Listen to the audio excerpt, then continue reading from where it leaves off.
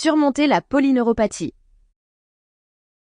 Apprendre à gérer la douleur nerveuse et les jambes sans repos et les traiter de manière holistique. De Katharina Neusted, lu par Emma Lefebvre. Préface. Qu'est-ce qu'une polyneuropathie? Quelles sont les causes possibles d'une telle maladie et quels sont les symptômes qui l'accompagnent? Quelles sont les formes de traitement traditionnelles et que puis-je faire moi-même pour mieux vivre avec le diagnostic de polyneuropathie? Vous trouverez dans ce guide des informations et des réponses passionnantes à toutes ces questions. Que vous soyez vous-même atteint d'une polyneuropathie ou que vous connaissiez quelqu'un dans votre entourage qui souffre de cette maladie, ce livre est fait pour vous. Vous y trouverez des informations de base ainsi que des conseils vraiment utiles pour la vie quotidienne. Définition de la polyneuropathie. Pour mieux comprendre la définition de la polyneuropathie, nous devons d'abord nous pencher sur notre système nerveux.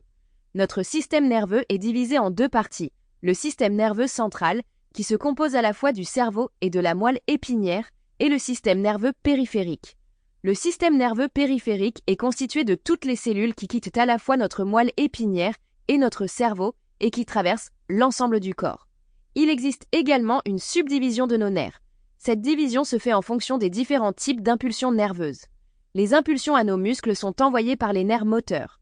Nos nerfs sensoriels sont chargés d'envoyer des signaux de sensation, tels que le toucher, la douleur, les vibrations ou encore les différences de température. Ces informations sont ensuite transmises à la fois à nos articulations et à nos muscles. Ce processus s'appelle la sensibilité profonde. La troisième subdivision reflète les nerfs autonomes. Nos nerfs autonomes se trouvent principalement dans nos organes internes et sont vitaux pour la régulation de notre fréquence cardiaque. La régulation de notre pression artérielle et la production de sueur sont également déterminées par les nerfs autonomes. De plus, nous avons besoin de nos nerfs autonomes pour réguler notre vessie, notre système digestif et, chez l'homme, notre capacité d'érection. Lorsqu'une polyneuropathie est présente, elle entraîne des limitations fonctionnelles très diverses, surtout au niveau des nerfs périphériques, sensoriels, moteurs et autonomes de notre corps, pour des raisons très variées. Les nerfs les plus longs de notre corps sont souvent touchés.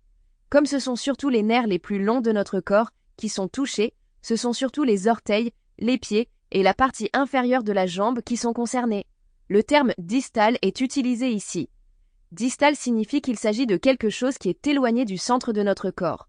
Dans notre exemple, il s'agit donc d'une polyneuropathie distale si les orteils, les pieds et les membres inférieurs sont touchés. Il est plutôt rare que la polyneuropathie soit dite manifeste. Dans le Sample complete. Ready to continue?